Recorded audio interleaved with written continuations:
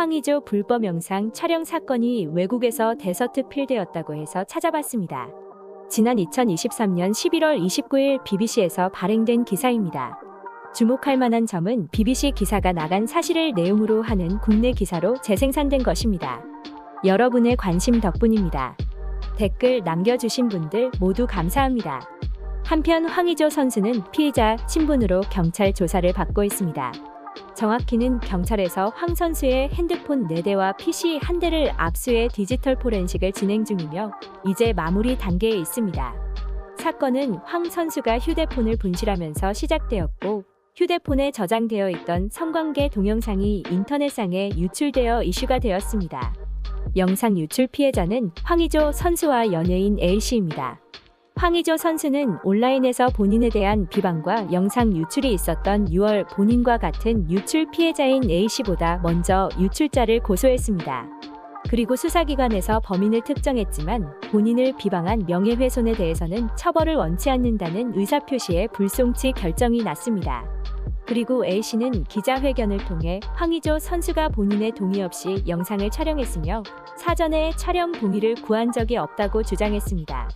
같은 피해자 간의 이견이 갈리는 모습입니다. 이렇게 보도는 이미 알려진 내용으로 구성되었습니다. 문제는 많은 보도보다 질이 부족하다는 사실입니다. 어쩌면 독자는 많은 기사를 학습하면서 A씨가 황의조 선수를 고소해 서로 간의 법률 싸움을 벌이고 있는 것으로 잘못 이해할 수도 있습니다. 하지만 어디까지나 황 선수와 A씨 모두 피해자이며 수사기관에서 사건을 조사 중입니다. 수사기관의 입장에서는 영상 유출이 된 사실을 조사하기 위해 원본을 찾아야 합니다. 결국 법정에 가서 불법 혐의를 조사하고 형을 구형하기 위해서는 유출한 범인을 특정함과 동시에 유출한 물건을 증거로 채택해야 하기 때문입니다. 물론 영상이 있다는 것은 알만한 사람들은 아는 사실이지만 이는 어디까지나 심증이며 결국 법관이 직접 증거인 영상의 유무를 통해 인증하는 증명력을 확정해 형을 구형해야 하기 때문입니다. 물론 A씨가 황 선수의 민사 소송을 제기할 수 있는 가능성도 있습니다. 형사재판 과정에서 증거의 증명력이 확정됨에 따라 민사에서는 그 증거 그대로 가지고 상대방에 대한 정신적 피해 보상을 주장할 수 있겠죠. 따라서 현재 황 선수와 A씨는 아직 사건이 검찰에 송치되기 전 경찰의 수사 결과를 지켜보는 중입니다. 물론 본인 신상에 대해 노출을 꺼리는 A씨의 입장에서는 본인을 밝히면서까지 민사에 들어갈지는 의문입니다. 소송이 없을 가능성도 역시 있습니다.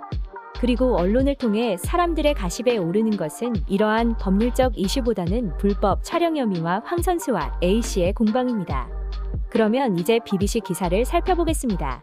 기사에는 황의조 선수의 혐의, 소속 구단이 해당 사건에 대해 노코멘트 한다는 내용, 대한축구협회가 정직 처분을 내린 사실, 마지막으로는 황 선수의 최근 1년간의 이력 순으로 작성되었습니다. 대서특필이라 하기엔 내용이 많이 부실해 보입니다. 물론 이야기거리가 없기 때문이기도 합니다. 아직 수사 결과가 나오지 않아 아무것도 정해지지 않았거든요. 그렇지만 국내 많은 언론사는 이슈가 불거지자 같은 내용으로 많은 기사를 쏟아냈습니다. 언론사 입장에서 생각해보면 국내의 예민한 이슈가 외국의 기사로 나왔다는 사실이 대서특필감이지 않을까 하는 생각이지 않을까요? 하지만 이렇게 기사 형식만 맞으면 송출하는 무분별한 뉴스는 사람들로 하여금 더 큰 혼란을 가져올 수 있습니다. 혐의가 있더라도 확정 판결전까지는 무죄라는 무죄 추정의 원칙에 따라 국내 유소년 축구 선수들을 비롯해 대한민국 축구 발전을 생각한다면 일부러 이슈를 키우는 듯한 보도는 없어져야 합니다. 지금까지 머리뉴스였습니다.